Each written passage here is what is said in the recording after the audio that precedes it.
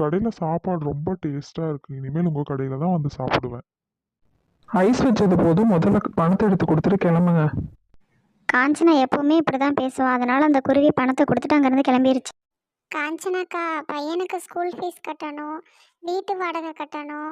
நீங்கள் கொடுக்குற சம்பளம் எனக்கு பத்த மாட்டேங்குதுக்கா. அடுத்த மாதத்துலேருந்து சம்பளம் கொஞ்சம் சேர்த்து கொடுங்கக்கா. ரொம்ப கஷ்டமாக. என்னமோ உன்னாலதான் இந்த ஹோட்டல் ஓடிட்டு இருக்க மாதிரி பேசிட்டு இருக்க. சம்பளம்லாம் எச்சு தர முடியாது. இஷ்டம் இருந்தா செய், இல்லைன்னா வெளியே கிளம்பி போயிட்டே இரு, சரியா? மிட்டுவும் பிளாக்கி நல்லா சுவையாக சமைச்சு கொடுக்கறதுனால நிறையா பறவைகள் அங்கே சாப்பிட வந்தாங்க. அதனால் அந்த ஹோட்டலை இன்னும் கொஞ்சம் பெருசு பண்ணிட்டாங்க. கிச்சனில் உட்காந்து கஷ்டப்பட்டுட்டு இருக்கோம். எங்களுக்கு கொஞ்சம் சம்பளம் சேர்த்து கொடுங்கக்கா ப்ளீஸ். என்ன சம்பளம் சேர்த்து கொடுக்கணுமா? என்னமோ நீங்க 2 பேர் இருக்கனாலதான் இந்த ஹோட்டலே பெருசான மாதிரி பேசிட்டு இருக்கீங்க.